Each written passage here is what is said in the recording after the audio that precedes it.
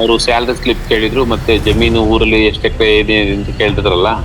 ಇನ್ನೊಂದು ಏನು salary slip ಮತ್ತೆ ಜಮೀನ್ದು RTC ಇವೆಲ್ಲ ಕೇಳ್ತಾರೆ ಸ್ವಾಮಿ. ಈಗ ಹೆಣ್ಮಕ್ಳು ತುಂಬಾ ಇದಾಗ್ಬಿಟ್ಟಾರೆ. ಚಾರ್ಜಸ್ ಹೆಂಗ್ ಮಾಡ್ತೀರಾ ನೀವು ಚಾರ್ಜಸ್ ಅಂದ್ರೆ? ಸರ್ ನಮ್ದು ಒಂದು ಪ್ಯಾಕೇಜ್ ಬಂದು 110 ಮಾಡ್ತಾ ಇದೀವಿ.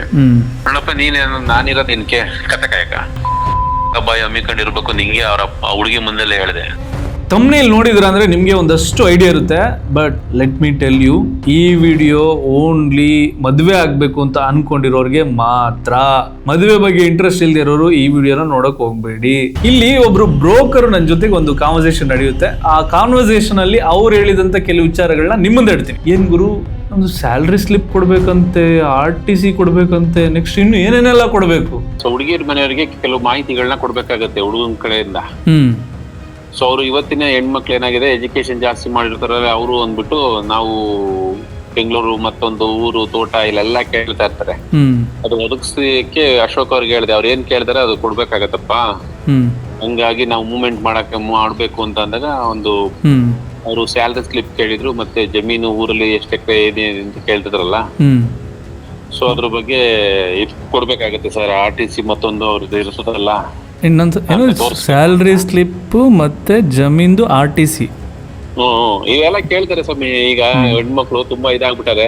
ಪಾಸ್ ಮಾಡ್ತೀನಿ ನೋಡಿ. ಜಮೀನ್ದು RTC ಅಂದ್ರೆ ಎಲ್ರಿಗೂ ಗೊತ್ತಿರುತ್ತೆ. RTC ಅಂದ್ರೆ ನಿಮ್ಮ ಹೆಸರಲ್ಲಿ ಇದೆಯಾ ಜಮೀನು ಇಲ್ವಾ ಅಂತ ಹೇಳ್ಬಿಟ್ಟು ಗೌರ್ಮೆಂಟ್ ಇಂದ ಕೊಡ್ತಾರಲ್ಲ, ಅದೊಂದು ಭೂಪತ್ರ. ಹಂಗಾಗ್ಬಿಟ್ಟಿದೆ. ಈಗ ಅವ್ರ ಮನೆಯಲ್ಲೂ ನಾವು ತೋರಿಸಿ ಅಂತ ಹೇಳಕ್ ಆಗಲ್ಲ ಈಗ ಇವತ್ತಿನ ಇದ್ರಲ್ಲಿ. ಸೊ ಹಾಗಾಗಿ ಅಶೋಕ್ ಅವ್ರಿಗೆ ಅದನ್ನೇ ಹೇಳಿದೆ, ಆಯ್ತಪ್ಪ ಅವ್ರಿಗೆ ಏನ್ ಕೇಳ್ತಾರೆ, ಏನ್ ಸ್ಯಾಲರಿ ಸ್ಲಿಪ್ ತೋರ್ಸೋಣ ಹುಡುಗನ್ ಬರುವಂತದ್ದು ಈಗ. ಹಾಗಾಗಿ ಅಂತ ಹೇಳಿದಾಗ ಸರಿ ಆಯ್ತು ಸರ್ ಕೊಡೋಣ ಅಂತಂದ್ರೆ, ಯಾಕೆ ಫೋನ್ ಸಂಪರ್ಕ ಬರ್ಲಿಲ್ಲ ಇವತ್ತು ಕೂಡ. ಹಾಗಾಗಿ ನಿಮ್ಗೆ ಮಾಡುದು.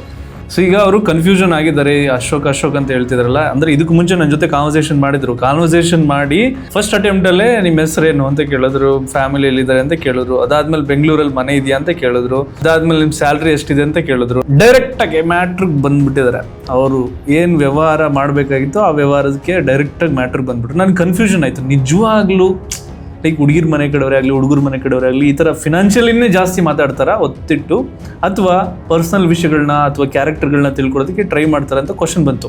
ಇದು ಬ್ರೋಕರ್ ಕೇಳ್ತಿದಾರ ಅಥವಾ ಅವ್ರ ಮನೆಯವ್ರು ಕೇಳ್ತಿದಾರ ಅಂತ ಕ್ವಶನ್ಸ್ ಬಂತು. ಅದಕ್ಕೆ ನಾನು ಆ ಟೈಮಲ್ಲಿ ಹ್ಞೂ ಅಂತ ಹೇಳ್ಬಿಟ್ಟು ಕಟ್ ಮಾಡಿದೆ ಫೋನು. ಇದು 15 days ಬಿಫೋರ್ ಬಂದಂಥ ಕಾಲು. ಸೊ ಅದಾದಮೇಲೆ ಕನೆಕ್ಟ್ ಮಾಡ್ಕೊಂಡಾಗ ಅವ್ರಿಗೆ ಗೊತ್ತಿಲ್ಲ ನನ್ನ ಜೊತೆಗೆ ಮಾತಾಡ್ತಾ ಇದ್ದೀನಿ ಅಂತ. ಬಟ್ ನೋಡಿ ಇನ್ನು ಕಂಟಿನ್ಯೂ ಮಾಡೋಣ. ಅಲ್ಲ ಇವಾಗ ಇಲ್ಲಿ ಇದೇನು ಸಂಬಂಧಗಳನ್ನ ಬೆಳೆಸೋದಿಕ್ಕ ಅಥವಾ ಏನು ಬಿಸ್ನೆಸ್ ಮಾಡೋದಿಕ್ಕ ಸ್ಯಾಲ್ರಿ ಸ್ಲಿಪ್ಪು RTC ಇದೆಲ್ಲ ಸ್ಟಾರ್ಟಿಂಗಲ್ಲೇ ನೋಡೋದು? ಅವ್ರಲ್ಲಿ ಥಾಟ್ ಹಂಗ್ ಬಂದ್ಬಿಟ್ಟಿದೆ ಸರ್. ಈಗ ಹೆಣ್ಣು ಮಕ್ಕಳಲ್ಲಿ ತಂದೆ ತಾಯಿಗಳು ಏನಾಗಿದೆ ಅಂದ್ರೆ, ಬೆಂಗಳೂರಲ್ಲಿ ಒಂದು ಮನೆ ಕೇಳ್ತಾರೆ, ಸೈಟ್ ಇದೆಯಾ ಅಂತ ಕೇಳ್ತಾರೆ. ಅವೆಲ್ಲ ಕೊಟ್ಟಾದ್ಮೇಲೆ ಏನ್ ಕೇಳ್ತಾರೆ, ಊರದ ತೋಟ ಇದೆಯಾ ಅಂತ ಕೇಳ್ತಾರೆ. ಸೊ ಇವೆಲ್ಲ ಇಟ್ಕೊಂಡು ಹ್ಯಾಂಡ್ಲಿಂಗ್ ಮಾಡೋದ್ರಿಂದ ನಾವು ಕೂಡ ಅವ್ರನ್ನ ಏನ್ ಮಾಡ್ತಿದ್ವಿ, ಇವತ್ತು ಯಾವ ರೀತಿ ಮಾಡ್ತಾ ಇದೀನಿ ಅಂತ. ಈಗ ಯಾದಗಿರಿ, ರಾಯಚೂರು, ಗುಲ್ಬರ್ಗ ಹುಡುಗರ್ನ ಭದ್ರಾವತಿ, ಶಿವಮೊಗ್ಗ ಕಡೆಯಿಂದ ಗುಲ್ಬರ್ಗ, ಯಾದಗಿರಿ ಮತ್ತೆ ಬೆಳಗಾಂ ಕಡೆಯಿಂದ ಹೆಣ್ಮಕ್ಳು ಕೂಡ ತಗೊಂಡ್ಬರ್ತಾ ಇದೀನಿ. ನನ್ನ ಹತ್ರ ಒಂದು 45 to 50 ಜನ ಬ್ರೋಕರ್ ಇದೆ. ನಾನೊಂದು 5-6 ತಾಲೂಕಲ್ಲಿ ಹುಡುಗರು ಇಟ್ಕೊಂಡಿದ್ದೀನಿ. ಎಲ್ಲ ಒಂದು 200 ಹುಡುಗಿರು ಇದಾರೆ ನನ್ನ ಹತ್ರ, 200-250 ನಮ್ ಲೋಕಲ್. ಎಲ್ಲ ಡಬಲ್ ಡಿಗ್ರಿ ಮಾಡ್ಬಿಟ್ಟು ಕೇಳೋದೆಲ್ಲ ಇವ್ರ ಥಾಟ್, ಇವ್ರ ಮೆಂಟಾಲಿಟಿ ಹಿಂಗಿರೋದ್ರಿಂದ ನಮ್ಮ ಹಳ್ಳಿ ಮಕ್ಳು, ರೈತರ ಮಕ್ಳಿಗೆ ಹೆಣ್ಣು ಕೊಡ್ಸಕ್ಕೆ ಆ ಕಡೆಯಿಂದ ತಗೊಂಡ್ಬಂದ್ಬಿಟ್ಟು ಈ ಕಡೆಯಿಂದ ಹೆಣ್ಣು ಮಕ್ಳಿಗೆ ಆ ಕಡೆ ಗಂಡು ಮಕ್ಳು ಕಟ್ಬೇಕು ಅನ್ನೋದು ಉದ್ದೇಶ ಆಗ್ಬಿಟ್ಟದೆ. ಸೊ ಈಗ ಆಗ್ಲಿಲ್ಲ ಅಂದ್ರೆ ಇವ್ರ ಬುದ್ಧಿ ಕಲಿಯಲ್ಲ. ಸೊ ಯಾರು ಅವಾಗ ಏನಾಗ್ತಾರೆ, ಆಗ ಸುಮ್ನೆ ಇವೆಲ್ಲ ಬಿಟ್ಬಿಟ್ಟು ಒಂದ್ ಯಾವ್ದೋ ಒಂದ್ ಒಳ್ಳೆ ಕಟ್ಕೋಬೇಕಪ್ಪ, ಒಂದ್ ಹೆಸರು ಬಲ ಬಂದಿದ್ನ ನೋಡ್ಕೊಂಡು ಇದಾಗ್ಬೇಕು. ಎಲ್ಲಾ ಹೆಣ್ಮಕ್ಳೆಲ್ಲ ತಂದೆ ತಾಯಿಗಳಲ್ಲಿ ಅದೇ ಥಾಟ್ ಇರೋದು. ಇಲ್ಲ ಫಸ್ಟ್ ಆಫ್ ಆಲ್ ಈಗ ಹಂಗಂದ್ರೆ ಹುಡುಗನ ಕ್ಯಾರೆಕ್ಟ್ರು ಅದನ್ನೆಲ್ಲ ಯಾರು ಕೇಳೋದಿಲ್ವಾ? ಮದುವೆ ಆದಮೇಲೆ ಅವ್ನಿಗೇನೋ ಒಂದು ಇನ್ನೊಂದೇನೋ ಇತ್ತು, ಮತ್ತೊಂದೇನೋ ಕೆಟ್ಟ ಅಭ್ಯಾಸ ಇತ್ತು, ಜೂಜಿತ್ತು, ಮನೆ ಮೇಲೆ ಸಾಲ ಇತ್ತು, ಬೇರೊಂದೇನೋ ಇತ್ತು, ಅದನ್ನೇನು ಚೆಕ್ ಮಾಡಲ್ವಾ? ಏನು ಚೆಕ್ ಮಾಡ್ತಾ ಇಲ್ಲ ಅವರು. ಇದೇನು ಮದುವೆಗಳು ನಡೀತಿದ್ಯಾ ಅಥವಾ ಏನು ಬಿಸ್ನೆಸ್ ನಡೀತಿದ್ಯಾ ಅರ್ಥ ಆಗ್ತಿಲ್ವಲ್ಲ. ಹೌದು, ಅದೇ ತರ ನಡೀತಾ ಇರೋದು ಈಗ. ದೇವ್ರೇ ಭಗವಂತ. ಸೊ ಅವ್ರ ಮೆಂಟಾಲಿಟಿ ಆಗಿರೋದ್ರಿಂದ ತುಂಬಾ ಜನ ಬ್ರೋಕರ್ಗೆ ಲಾಕ್ದಲ್ಲಿ ಇರೋದ್ರಿಂದ ಹ್ಯಾಂಡ್ಲಿಂಗ್ ಮಾಡೋದು ಬರ್ತದೆ. ನಾನೊಂದು ರೈತರ ಮಕ್ಕಳಿಗೆ ಹೆಣ್ಣು ಕೊಡ್ಸಕ್ಕೋಸ್ಕರ ಒಂದು ಶೆಡ್ ನಿರ್ಮಾಣ ಮಾಡ್ಕೊಂಡಿದೀವಿ ಸರ್. ಒಬ್ಬ ಡಾಕ್ಟರ್, ಒಬ್ಬ ಇಂಜಿನಿಯರ್ ತರ ರೈತರ ಮಕ್ಕಳು ಅರ್ನಿಂಗ್ ಮಾಡ್ಬೇಕು ಅನ್ನೋದು ಕಾನ್ಸೆಪ್ಟ್ ವೇದಿಕೆ ಹಳ್ಳಿಯಲ್ಲಿ. ಇವತ್ತಿನ ಜನರೇಷನ್ ಹಂಗಿರೋದ್ರಿಂದ ಏನು ಮಾಡಂಗಿಲ್ಲ ಅನ್ನೋ ಲೆಕ್ಕಾಚಾರಕ್ಕೆ ನಾವು ಸರ್ವಿಸ್ ಕೊಡ್ತಾ ಇದೀವಿ. ಕೆಲವರು ಆಗೋದಿಲ್ಲ ಅಂದಾಗ ಬರ್ತಾರೆ ಮನೆ ಹತ್ರ, ಡೈಲಿ ಒಂದ್ 5-6 ಜನ ಬರ್ತಾರೆ ದೂರ ದುಡ್ಡಿಂದ ಹ್ಯಾಂಡ್ಲಿಂಗ್ ಮಾಡಿ ಕಳಿಸ್ತೀವಿ. ಏನು ಡೈರೆಕ್ಟ್ ಆಗಿ ಹೇಳಂಗಿಲ್ವಲ್ಲ, ತುಂಬಾ ಹರ್ಟ್ ಆಗಂಗೆ ನೈವಾಗೆ ಕೊಡ್ಬೇಕು, ನೈವಾಗೆ ಹೇಳ್ಬೇಕು. ನೋಡಪ್ಪ ಆಯ್ತು, ಇಲ್ಲ ಆಗೋದಿಲ್ಲ, ಅವ್ರೇನೋ ಒಪ್ಲಿಲ್ಲ, ಹೆಸರು ಬಲ ಬರ್ಲಿಲ್ಲ, ಹೀಗೆ ಡೈವರ್ಟ್ ಮಾಡೋದು ಎಲ್ಲ ನಮ್ ಕೈಲಿದೆ. ಯಾರು ಒಳ್ಳೇದ್ ಕೊಡ್ಬೇಕು, ಯಾವ್ದು ಯಾಕೆ ಕೊಡ್ಬೇಕು ಅನ್ನೋದು. ಇಲ್ಲಿ ನೋಡಿ, ಬ್ರೋಕರ್ ಬುದ್ಧಿ ಏನು ಅಂತ ತೋರಿಸ್ತಿದ್ರು. ಯಾರಿಗ್ ಒಳ್ಳೇದ್ ಕೊಡ್ಬೇಕು, ಯಾರಿಗ ಏನ್ ಕೊಡ್ಬೇಕು ಅಂತ. ಅಂದ್ರೆ ಅದರ ಅರ್ಥ ಏನು? ಇಲ್ಲಿ ಟೋಟಲಿ ಬಿಸ್ನೆಸ್ ನಡೀತಿದೆ, ಅಲ್ಲಿ ಹುಡುಗಿರ ಮನೆ ಕಡೆಯವ್ರು ಕೇಳಿದ್ದಾರೆ ಇಲ್ವಾ ಐ ಡೋಂಟ್ ನೋ, ಬಟ್ ಇವರು ಮಧ್ಯದಲ್ಲಿ ಇಟ್ಕೊಂಡು ಬಿಸ್ನೆಸ್ ಮಾಡುವಂಥ ಚಾನ್ಸಸ್ ಜಾಸ್ತಿ ಇದೆ. ನೀವು ಯಾರನ್ನ ಬೇಕಾದರೂ ನಂಬಿ ಸ್ವಲ್ಪ ಮೀಡಿಯೇಟ್ರ್ ಅಂತ ಬರ್ತಾರೆ ನೋಡಿ, ಸ್ವಲ್ಪ ಕೇರ್ಫುಲ್ ಆಗಿರಿ. ಯಾಕಂದರೆ ಇವರು ಆ ಕಡೆನೂ ಕಿತ್ಕೊತಾರೆ, ಈ ಕಡೆನೂ ಕಿತ್ಕೊತಾರೆ. ನೀವುಗಳೆಲ್ಲ ಯಾವ ಥರ ಚಾರ್ಜ್ ಮಾಡ್ತೀರಾ ಸರ್? ನಮ್ದು ಒಂದು ಪ್ಯಾಕೇಜ್ ರೂಪದಲ್ಲಿ ಇರುತ್ತೆ ಸರ್. ನಾವು ಪ್ರೆಸೆಂಟೇಷನ್ ನಮ್ದೇ ಇರುತ್ತೆ, ಫಾಲೋ ಅಪ್ ಇರುತ್ತೆ, 1-to-1 ಎಲ್ಲ ಇರುತ್ತೆ, ಎಲ್ಲ ಮಾಡ್ಕೊಡ್ತಾ ಇರ್ತೀವಿ. ಅದೇ ಚಾರ್ಜಸ್ ಹೆಂಗ್ ಮಾಡ್ತೀರಾ ನೀವು? ಚಾರ್ಜಸ್ ಅಂದ್ರೆ ಸರ್ ನಮ್ದು ಒಂದು ಪ್ಯಾಕೇಜ್ ಬಂದು 1-10 ಮಾಡ್ತಾ ಇದೀವಿ. 10,000 ರೂಪಾಯಿ ರಿಟರ್ನ್ ಮಾಡ್ತೀವಿ ನಾವು. 1 lakh rupees ಒಂದು ಹುಡುಗಂಗೆ ಹುಡುಗಿ ಸೆಟ್ ಮಾಡ್ಕೊಟ್ರೆ. ಎರಡು ಕಡೆ ನಿಮ್ದು ಎರಡು ಕಡೆ ಮಾತಾಡ್ಕೊಂತೀರಾ ಅಥವಾ ಒಂದು ಕಡೆ? ಎರಡು ಕಡೆ ತಗೊಳಲ್ಲ, ಅವ್ರು ಕೊಟ್ಟಿದ್ದು ತಗೋತೀವಿ, ಕೊಟ್ಟಿದ್ದು ಅಲ್ಲೇ ಹಾಕ್ಬಿಡ್ತೀವಿ ಅವ್ರಿಗೆ. ಯಾರಿಗೆ? ಹುಡುಗಿರ ಕಡೆಯವ್ರಿಗೆ? ಅವ್ರು ಹುಡುಗಿರ ಕಡೆಯವ್ರು ಕೊಡಲ್ಲ ಆಕ್ಚುಲಿ 80%. ಒಂದು 20% ಕೆಲವರು ಪೀಪಲ್ ಕೊಡ್ತಾರೆ, ಒಳ್ಳೆ ಕಡೆ ಮಾಡ್ಕೊಟ್ಟಿದೀಯ ಅನ್ಬಿಟ್ಟು. ನಮ್ಗೇನು 1 lakh ಬಂದ್ಬಿಡ್ಬೇಕು. 2 ಕಡೆ ಯಾರು ಕೊಡ್ಲಿ, ಒಬ್ರ ಕಡೆ ಯಾರು ಕೊಡ್ಲಿ ಸರ್. ಹುಡುಗನ್ ಕಡೆ ಡಿಮ್ಯಾಂಡ್ ಇರುತ್ತೆ, ಹುಡುಗಿ ಕಡೆ ಏನ್ ಡಿಮ್ಯಾಂಡ್ ಇರಲ್ಲ ನಾವು. ಸೊ ಹಾಗಾಗಿ ಅವರು ಕೂಡ ಅಡ್ಜಸ್ಟಬಲ್ ಇರ್ತೀವಿ ಅಂತಂದ್ರೆ ನಾವು ಅಲ್ಲೇ ಹಾಕ್ಬಿಡ್ತೀವಿ. ನಮ್ದೇನ್ ಪ್ಯಾಕೇಜ್ ಇದೆ ಅಷ್ಟು ಬಂದ್ರೆ ಸಾಕು. ಫಸ್ಟ್ ಹುಡುಗಿ ಮನೆ ಪ್ರೊಫೈಲ್ ಮೂವ್ ಮಾಡ್ತಾ ಇದೀವಿ ಅಂದಾಗ 10,000 ರೂಪೀಸ್ ಕೊಡ್ತಾರೆ. 10,000 ರೂಪೀಸ್ ಅಲ್ಲಿ ಅವ್ರಿಗೆ ಒಂದು 5 ತೋರಿಸ್ತೀವಿ, 10 ತೋರಿಸ್ತೀವಿ. ಅವ್ರು ಓಕೆ ಆಗತ್ತ ಇದ್ ಮಾಡ್ತೀವಿ. ಹುಡುಗಿ ಮನೆಗೆ ತೋರ್ಸಕ್ ಹೋಗಿದ್ ದಿವಸ ನಮ್ ಫೀಸ್ 2,000 ಇರುತ್ತೆ. ಮುಂಚೆ ಯಾರು 10,000 ರೂಪಾಯಿ ಪೇಮೆಂಟ್ ಮಾಡಿರ್ತಾರೆ ಅವ್ರ ಚಾರ್ಜ್ ತಗೊಳಲ್ಲ. ಯಾರು ಮುಂಚೆ ಕೊಟ್ಟಿರ್ತಾರೆ ನೋಡಿ 10,000 ರೂಪೀಸ್, ಆಗ ಹುಡುಗಿ ಮನೆಗೆ ತೋರ್ಸಕ್ ಹೋದಾಗ ಅವತ್ತು ಚಾರ್ಜ್ ತಗೊಳಲ್ಲ ನಾವು. ಸೊ ಪೇ ಮಾಡಿಲ್ಲ ಅಂತಂದ್ರೆ 2,000 ರೂಪಾಯಿ ಫೀಸ್ ಇರುತ್ತೆ. ಸೊ ಸೆಟ್ ಆದಾಗ ನಮ್ಗೆ 2 ಪೇಮೆಂಟ್ ಅಮೌಂಟ್ ಕೊಟ್ಬಿಡ್ಬೇಕು. ಆಗ ಹುಡುಗಿ ಕಡೆ ಹುಡುಗನ ಕಡೆ ಬ್ರೋಕರ್ ಗಳು ಇರ್ತಾರಲ್ಲ ಅವ್ರಿಗೂ ಪೇ ಮಾಡ್ಬೇಕು. ಅಲ್ಲಿ ನಮ್ಗೆ ಖರ್ಚಿರುತ್ತೆ, ಹುಡುಕೋದು ಮಾಡೋದು ರಿಸ್ಕ್. ಅಲ್ಲ, ನಾವು ಇದುವರೆಗೂ ಎಲ್ಲೂ ಕೇಳಿರ್ಲಿಲ್ಲ ಜಮೀನ್ದು RTC ಕೊಡ್ಬೇಕು, ಸ್ಯಾಲ್ರಿ ಸ್ಲಿಪ್ ಕೊಡ್ಬೇಕು ಅಂತ ತೋರಿಸ್ಬೇಕು ಅಂತ. ಈಗ ಹುಡುಗಿ ಕಡೆಯವರು ಕೊಡ್ತಾರಾ ಅದೇ ರೀತಿ? ಅವ್ರದ್ದು ಗಂಡ್ ಮಕ್ಳಿಲ್ಲ ಸರ್. ಹಂಗಲ್ಲ, ಗಂಡ್ ಮಕ್ಳದ್ ಬಿಡಿ. ಈಗ ಹುಡುಗನ ಕಡೆದ್ ಮಾತ್ರ ಚೆಕ್ ಮಾಡ್ತಾರಲ್ಲ, ಹುಡುಗಿ ಕಡೆದು ಚೆಕ್ ಮಾಡ್ತಾರಾ? ಯಾರು ಚೆಕ್ ಮಾಡ್ತಾ ಇಲ್ಲ ಸರ್. ಹುಡುಗರು ಯಾರು ಕೇಳಲ್ಲ, ಹಂಗೆ ಕೇಳಲ್ಲ ಪಾಪ. ಇವತ್ ನೋಡಿ ನಮ್ಮ ಗಂಡ್ ಮಕ್ಳು, ನಮ್ಮ ರೈತರ ಮಕ್ಳು ನೋಡಿ ಇದೇ ರೀತಿ ಬಂದ್ಬಿಟ್ಟು ಕಣ್ಣೀರ್ ಹಾಕ್ಬಿಟ್ರು ಮನೆ. ಈಗ ಅಲ್ಲೇ ಒಂದು 15 days ಆಯ್ತು ಸರ್. ಅವ್ರು ನೋಡಿ ಅವ್ರ ಎಷ್ಟು ಎಜುಕೇಶನ್ ಮಾಡಿದ್ದಾರೆ, ಅವ್ರಿಗಿಂತ ಚೆನ್ನಾಗಿ ಓದಿರ್ಬೇಕು ಹುಡುಗರು ನೋಡ್ತಾರೆ, ಅವ್ರಿಗಿಂತ ಸ್ಯಾಲ್ರಿ ಬರೋರು ನೋಡ್ತಾರೆ. ನನಗೆ ಒಂದು 50,000 1 ಲಕ್ಷ ಇನ್ಕಮ್ ಇರೋರ್ನೇ ಅದಕ್ಕಿಂತ ಜಾಸ್ತಿ ಇರೋ ಹುಡುಗರು ನೋಡ್ತಾರೆ, ನನಗಿಂತ ಜಾಸ್ತಿ ಬರ್ಬೇಕು ಅಂತ. ಆದ್ರೆ ಬೆಂಗಳೂರಲ್ಲಿ ಸೈಟ್ ಐತೆ ಅಂತ ಕೇಳ್ತಾರೆ, ಮನೆ ಇದೆಯಾ ಅಂತ ಕೇಳ್ತಾರೆ. ಈಗ ಮನೆ ಬೆಂಗಳೂರಲ್ಲಿ ಸೈಟ್ ಐತ ಮನೆ ಐತ ಅಂತ ಕೇಳ್ತಾರಲ್ಲ, ಅವ್ರಗಳಿಗೆ ಇರುತ್ತಾ ಬೆಂಗಳೂರಲ್ಲಿ ಸೈಟು ಮನೆ? ಇಲ್ಲ, ಅವ್ರಿಗಿರೋದಿಲ್ಲ. ಇಲ್ಲ, ಅವ್ರಿಗೆ ಆದ್ರೂ ಅವರಿಗೆ ಡಿಮ್ಯಾಂಡ್, ಆ ಒಂದು ಇದು ಡಿಮ್ಯಾಂಡ್ ಇದೆ ಅಂತ. ಈಗ ರೈತರ ಮಕ್ಕಳು ಬಂದು ನಮ್ಮ ಹತ್ರ ಕೇಳಿದಾಗ ಏನ್ ಮಾಡಿದೀವಿ ಅಂತಂದ್ರೆ, ಹೌದಪ್ಪ ಇದೇ ಪರಿಸ್ಥಿತಿ, ಏನು ಮಾಡಂಗಿಲ್ಲ, ಇವತ್ತು ನಿಮಗೂ ಕೂಡ ಎಣ್ಣೆ ಹಿಡಿಯೋಕ್ಕೋಸ್ಕರ ಇವತ್ತು ಯಾದಗಿರಿ ಗುಲ್ಬರ್ಗ ಕಡೆ ತಂದು ಮಾಡ್ತಾವ್ರೆ, ಆ ತರನು ಮಾಡ್ಕೊಡಿ ಅಂತ ಅಂದ್ರೆ ನಾವ್ ಆ ಕಡೆ ತಂದು ಕೊಡ್ತೀವಿ. ಆ ಕಡೆ ಹೆಣ್ಮಕ್ಳನ್ನ ಖಾಲಿ ಮಾಡಿದಾಗ ಈ ಕಡೆಯಿಂದ ಹೆಣ್ಮಕ್ಳಿಗೆ ಯಾವತ್ತು ಉಳ್ಕೋತಾರ ನೋಡಿ, ಆ ಕಡೆ ಗಂಡ್ ಮಕ್ಳನ್ನ ಕಟ್ಟೋಣ, ಒಂದು ಸಾಮೂಹಿಕ ವಿವಾಹ ಮಾಡೋಣ ಅಂತೇಳಿ ಗೌರ್ಮೆಂಟ್ ಸ್ಕೂಲಲ್ಲಿ ಅಂದ್ಬಿಟ್ಟು ಒಂದು ವಿಶೇಷವಾಗಿ ನಡೀತಾ ಇದೆ ಸರ್. ಈಗ ಆಲ್ರೆಡಿ 2-3 ಸೆಟ್ ಮಾಡಿದೀವಿ ಮಾಡಕ್ಕೆ ಅಂತಾನೆ. ಸೊ ಆ ತರದ್ದು ಒಂದು ಸ್ಟೆಪ್ ತಗೊಂಡ್ಬಿಟ್ಟಿದೀವಿ. ಯಾರ್ಯಾರಿಗೂ ಇಂಡೈರೆಕ್ಟ್ ಆಗಿ ಹೇಳಂಗಿಲ್ಲ, ಯಾಕೆಂದ್ರೆ ಅವ್ರಿಗೆ ನಾವು ಹರ್ಟ್ ಮಾಡಂಗೂ ಇಲ್ಲ. ಎಲ್ಲಾರ್ದು ಒಂದೊಂದು ಮೆಂಟಾಲಿಟಿ ಇದ್ದೇ ಇರುತ್ತೆ. ಸೊ ಹಾಗಾಗಿ ಆ ತರ ನಾವು ತಗೊಂಡು ಹೋಗ್ತಾ ಇದೀವಿ. ಈಗ 2 ಗೌರ್ಮೆಂಟ್ ಕೆಲಸ ಬಿಲ್ ಕಲೆಕ್ಟರ್ ಒಂದು 5 ವರ್ಷದಿಂದ ಇಟ್ಕೊಟ್ಟಿದ್ದೆ ಹುಡುಗಿಯ. ಅವನೇನ್ ಮಾಡ್ದ, ಹುಡುಗಿನ ಫೋನ್ ಕಾಂಟ್ಯಾಕ್ಟ್ ಅಲ್ಲಿ ಜಾಸ್ತಿ ಇಟ್ಕೊಂಡು 3 ತಿಂಗಳಾದ್ರೂ ಮದುವೆ ಆಗ್ಲಿಲ್ಲ. 2 ದೇವಸ್ಥಾನದವ ಹುಡುಗಿ ಚಿಕ್ಕಪ್ಪಂಗೆ ಅಪ್ಪಂಗೆ ಗೊತ್ತಾಯ್ತು, ಮಾವನ್ ಮೇಲೆ ಇತ್ತು ಹುಡುಗಿ. ಆ ಹುಡುಗಿ ಕರ್ಕೊಂಡು ಹೋಗ್ಬಿಟ್ಟು ಮದುವೆ ಮಾಡ್ಬಿಟ್ರು.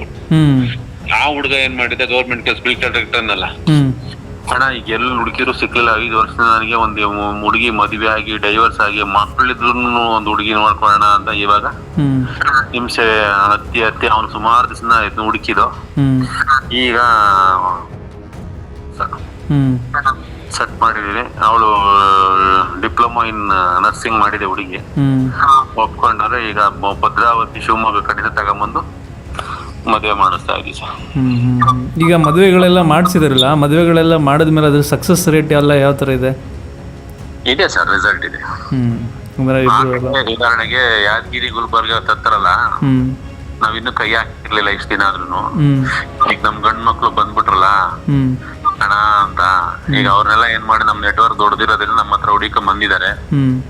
ತುಂಬಾ ಆ ಕಡೆ ಬ್ರೋಕರ್ಗಳು ನೋಡಪ್ಪ, ನಮ್ಮ ಹತ್ರ ಸಿದ್ಧಾಂತ, ಶಿಸ್ತು ಮತ್ತೆ ಈ ತರ ಒಳ್ಳೆತನ ಇದ್ರೆ ಮಾತ್ರ ನಮ್ ಜೊತೆ ಬನ್ನಿ, ಇಲ್ಲಾಂದ್ರೆ ಬರ್ಬೇಡಿ.